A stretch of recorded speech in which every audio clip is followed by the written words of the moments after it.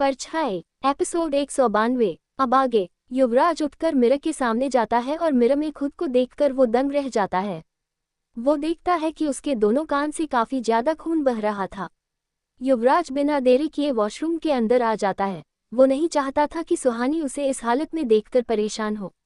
युवराज को अभी भी अपने कान और सर में काफी दर्द हो रहा था। वो अपनी आंखें बंद करके अपने दोनों कान पर फिर से हाथ रखता है। कुछ देर इसी तरह से रहने के बाद युवराज अपना हाथ हटा देता है।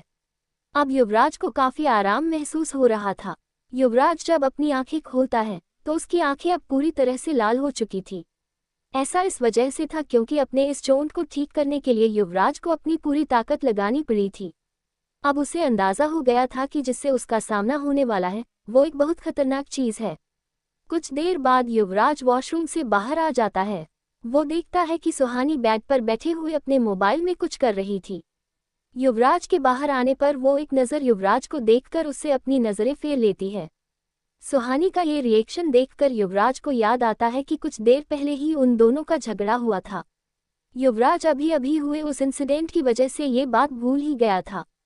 सुहानी का खराब मूड देखकर युवराज उससे बात नहीं करता। सुहानी अपना फ़ोन देखते हुए नाराज़गी के साथ कहती है, आपको मुझ पर इतना गुस्सा आ रहा था कि आपने लैपटॉप ही नीचे पटक दिया।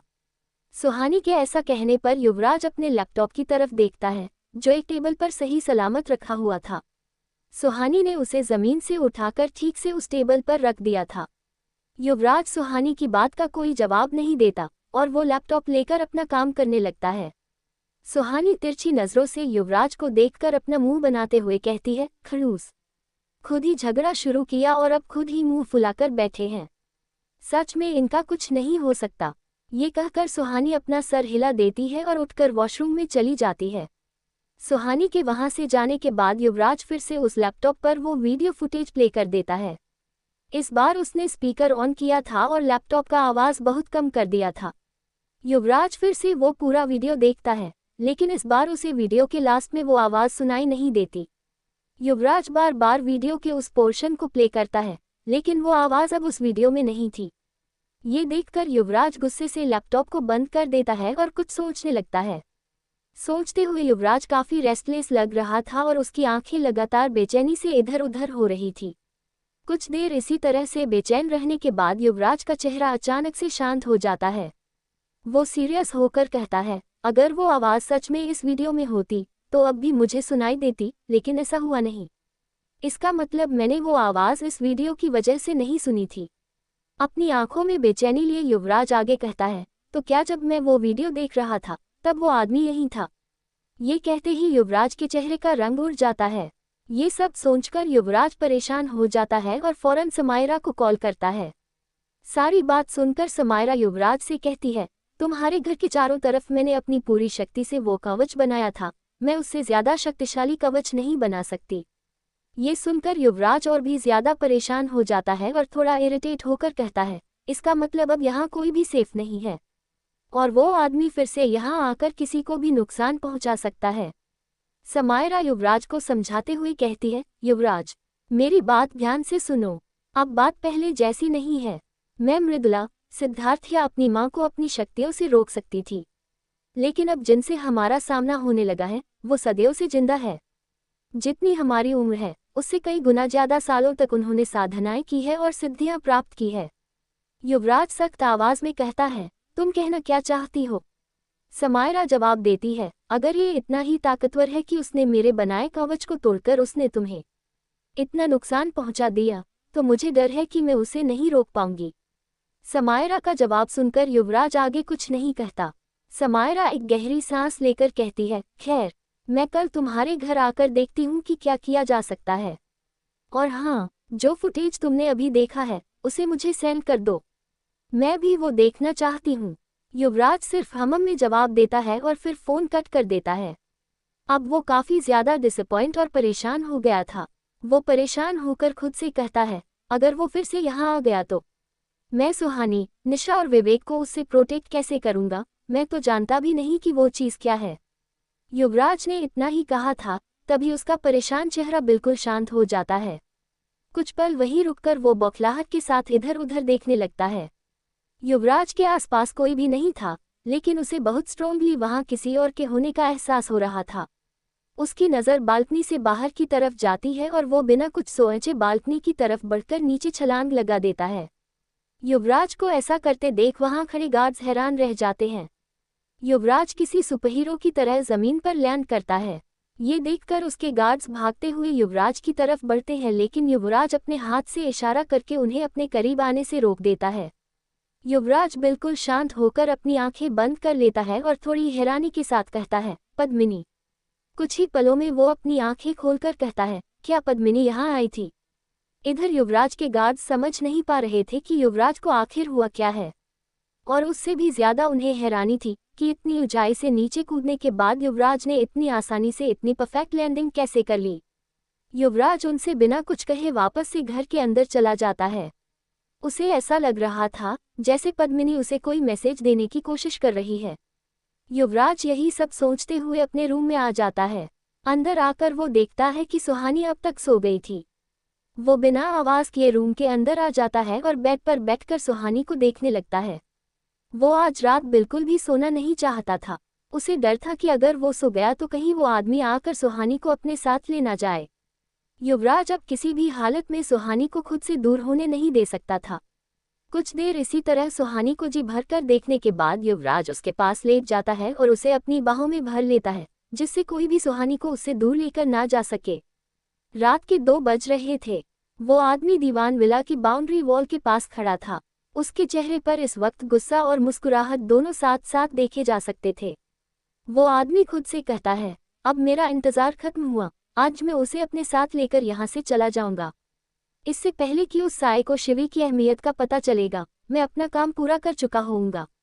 ये कहते हुए उस आदमी के चेहरे पर एक डेविल स्माइल आ जाती है। वो दीवार की तरफ अपना कदम बढ़ा देता है।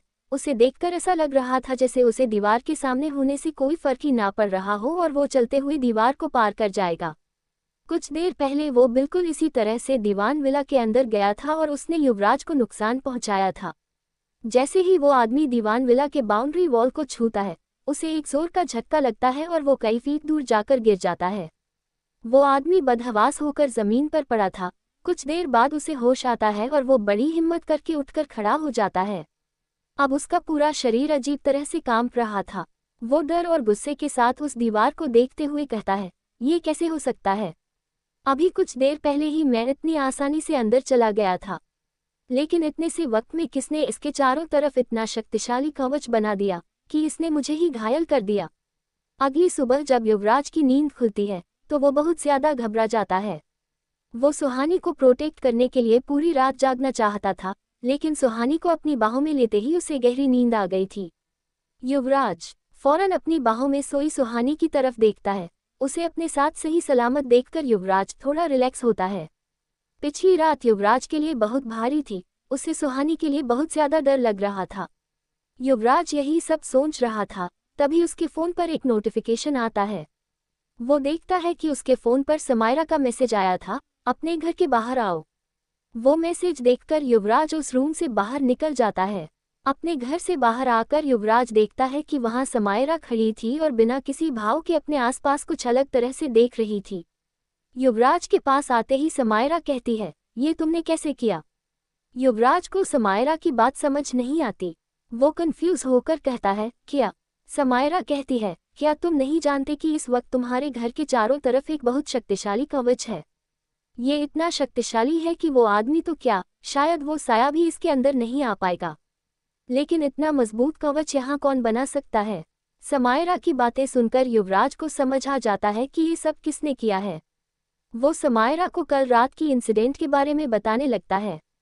अब उन दोनों के मन में एक संतुष्टि थी कि पूरे शहर में कम से कम एक ऐसी जगह है जहां वो हर बुरी शक्ति से पूरी तरह से सुरक्षित हैं। दिन चढ़ गया था। युवराज ऑफिस जाने के लिए तैयार हो रहा था और सुहानी वॉशरूम में थी।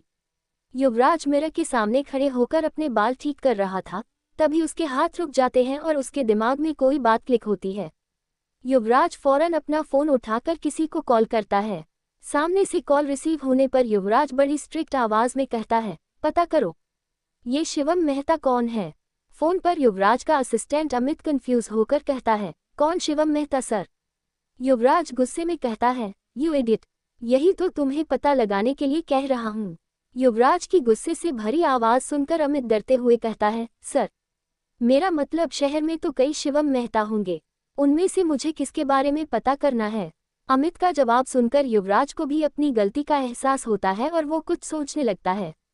तभी उसे सुहानी की बात याद आती है और वो थोड़ा रुककर कहता है, वो कल कॉन्फ्रेंस में 3rd रो में बैठा था। युवराज का अजीब सा जवाब सुनकर अमित और भी ज्यादा परेशान हो जाता है। उसे आज युवराज का बिहेवियर काफी अजीब लग रहा था। अमित थोड़ा डरते हुए कहता है, सर, आप उसके बारे में क्यों जानना चाहते हैं? युवराज गुस्से से कहता है, क्या मैंने तुम्हें जॉब इसलिए दिया है कि तुम मुझसे सवाल करो? मैंने जितना कहा है उतना करो, फास्ट। ये कहकर युवराज फोन कट कर देता है।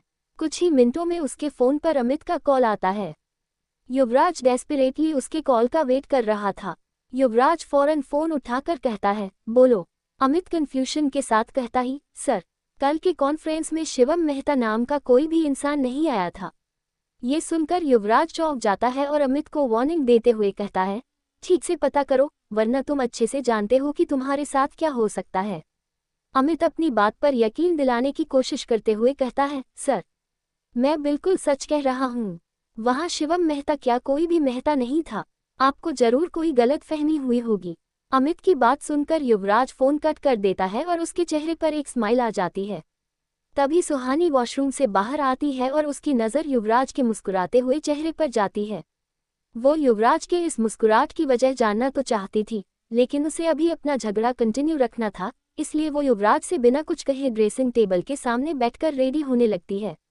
युवराज मिरर में सुहानी को देखते हुए कहता है, वैसे तुम्हारा शिवम मेहता कैसा है? सुहानी अपने बालों को कॉम्ब करते हुए कहती है, कौन शिवम मेहता? युवराज को अब पूरा यकीन हो जाता है कि सुहानी ने उसे चिढ़ाने के लिए बस ऐसे ही ये नाम ले लिया था। युवराज अपनी बात पर जोर देते हुए कहता है, वही 3rd रो वाला यंग एंड डैशिंग लड़का। युवराज का जवाब सुनकर सुहानी के हाथ रुक जाते हैं और उसे अपना कहा हुआ झूठ याद आता है। सुहानी अपनी बात को संभालते हुए कहती है, ओह शिवम, हाँ, वो तो बिल्कुल ठीक है।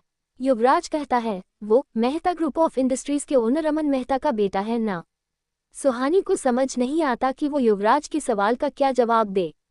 वो खुद किसी शिवम को नहीं जानती थी, लेकिन फिर भी अपने झूठ को संभालने की कोशिश करते हुए कहती है, हाँ, वो वही है। युवराज मिरर में सुहानी के कंफ्यूज चेहरे को साफ देख पा रहा था। युवराज बेफिक्र होकर कहता है, ओके देन, तुम्हें जानकर खुशी होगी कि मैंने आज तुम्हारी उसके साथ ही डेट अरेंज की है। ये सुनकर सुहानी के होश उड़ जाते हैं और वो हैरानी से युवराज की तरफ मुड़कर कहती है, क्या? युवराज सर, आपका दिमाग खराब हो गया है क्या? आप अपनी वाइफ को किसी और के साथ डेट पर भेजना चाहते हैं? युवराज कहता है, अब जब मेरी वाइफ को मुझसे ज्यादा वो पसंद है तो मैं क्या कर सकता हूँ? वैसे मैं तुम्हें बताना चाहता हूँ कि शिवम मेहता हैंडसम तो है, लेकिन यंग नहीं है। उसके 3 डिवोर्स और 4 अफेयर रह चुके हैं। लेकिन जब मैंने उसे तुम्हारे बारे में बताया तो उसने मुझसे कहा कि वो तुम्हारे लिए उन सबको भूल जाएगा। See how lucky you are. Suhani गुस्से में युवराज के पास आकर उसकी तरफ उंगली पॉइंट करते हुए कहती है, युवराज सर, अब ज्यादा हो रहा है, आप मेरे साथ ऐसा नहीं कर सकते। युवराज कहता है, मैं क्या कर रहा हूँ? तुम्हें ही वो शिवम मेहता पसंद आया था। सुहानी चिढ़कर कहती है, मुझे कोई शिवम मेहता नहीं पसंद। मैं तो जानती भी नहीं कि वो कौन है। मैंने बस आपको परेशान करने के लिए रैंडमली एक नाम ले लिया था। मुझे नहीं पता था कि सच में ऐसा कोई आदमी हो भी सकता है। सुहानी के मुंह से सच सुनकर युवराज के चेहरे पर स्माइल आ जाती है। वो फौरन सुहानी की कमर पर रखकर उसे अपने बिल्कुल नज़दीक लाकर धीरे से कहता है, दोबारा मुझे परेशान करके के लिए ऐसा कुछ मत करना, वरना अगर मैं तुम्हें परेशान करने पर आ गया तो तुम सोच भी नहीं सकती कि मैं क्या कर सकता हूँ। युवराज के इस सडन मूव से हैरान रह जाती है, लेकिन तभी उनके कमरे का दरवाज़ा खुलता है और निशा अंदर आकर चीखते हुए कहती है, सुहानी, तुझे पता है आज रात क्या हुआ? अपनी बात पूरी करते ही निशा सामने देखकर हैरानी से वहीं जम जाती है और खुद को कोसते हुए अपने मन में कहती है भगवान, आप मेरे साथ हमेशा ऐसा क्यों करते हो? आज युवराज सर मुझे मार ही डालेंगे। आगे की स्टोरी अगले एपिसोड में।